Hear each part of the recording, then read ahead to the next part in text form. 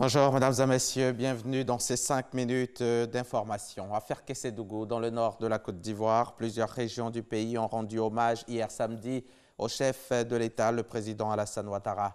C'était à la place Ado de Ferké, investi par des dizaines de milliers de personnes venues de tous horizons.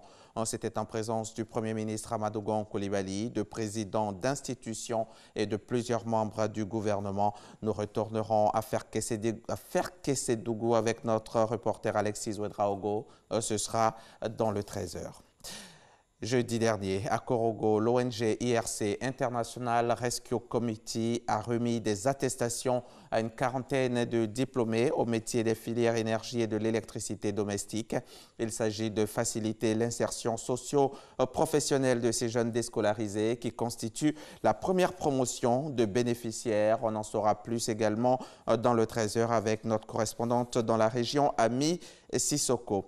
D'ici là, je vous conduis à Cocody. La commune a abrité jeudi une réunion entre l'organisation du corridor Abidjan-Lagos et les organisations internationales de santé et des associations de professionnels du sexe. C'était la 3e édition de son atelier régional. Lors de cette rencontre, il s'est agi d'élaborer des actions pour une Afrique de l'Ouest sans nouvelles infections, sans discrimination et sans décès liés au VIH-Sida. Cela à travers la mise en place d'un réseau ouest-africain de professionnels du sexe. Jean-Marc Djedji, Didier Nguessan. Un corridor de développement impulsé par une population en bonne santé, jouissant de tous ses droits et circulant librement.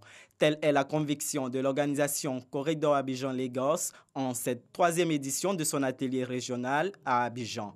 Objectif des travaux, sensibiliser, prévenir le VIH-Sida pour des personnes clés par la mise en place d'un réseau régional de professionnels du sexe. Aujourd'hui, nous sommes réunis dans le domaine du VIH pour faire un atelier un peu spécifique qui est de passer en revue la protection du droit en matière de droits humains des populations clés, notamment les professionnels du sexe. Les professionnels du sexe doivent être au courant des moyens, des modes de contamination, protéger leur santé. Les statistiques nous ont démontré aujourd'hui qu'au sein de cette population, la prévalence est très élevée et il était important que dorénavant, ces populations elles-mêmes se lèvent pour réfléchir sur la question de se mettre en réseau. Des professionnels du sexe, des couches vulnérables au VIH-Sida sont victimes d'atteintes à leurs droits humains.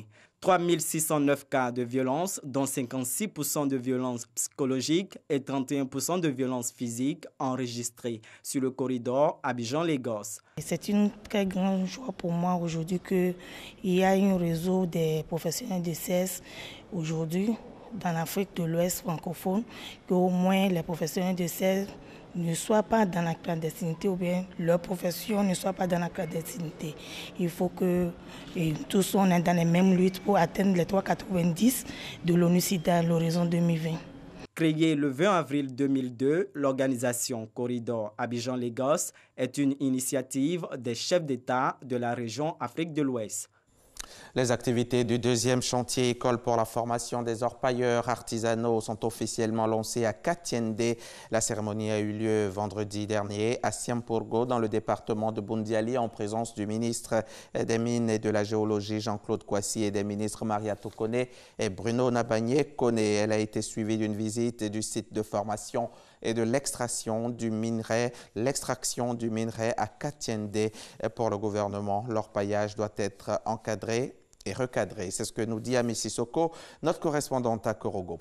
Au Burkina Faso, une attaque a eu lieu dans le village de Djibilou, à une vingtaine de kilomètres de Kaya, chef-lieu de la région du centre-nord. Dans la nuit du jeudi au vendredi 26 juillet, des hommes armés ont fait irruption dans ce village, tuant 15 personnes. Ils ont également incendié le marché. Les populations ont quitté le village. Au Soudan, des discussions ont eu lieu samedi 27 juillet entre le Conseil militaire de transition, les contestataires civils et 2 groupes armés rebelles des États du Nil bleu et du Sud Kordofan. Ces négociations préliminaires se sont tenues à Djouba, au Soudan du Sud, avec la médiation de Salva Kiir, son président. L'objectif de cette rencontre est de ramener les groupes armés rebelles autour de la table des discussions à Khartoum. Plusieurs accords de principe ont été trouver. C'est la fin de ce flash, de Flash Info. Merci de l'avoir suivi. Tout à l'heure à 13 h dans le cadre du magazine du dimanche, je recevrai M. Jérôme Ayekwe, le directeur de l'orientation et des bourses au ministère de l'Éducation nationale, de l'enseignement technique et de la formation professionnelle. Avec lui, nous évoquerons l'innovation de l'affectation en ligne en classe de 6e. Pour en savoir plus, restez avec nous. C'est à 13 h sur RTI.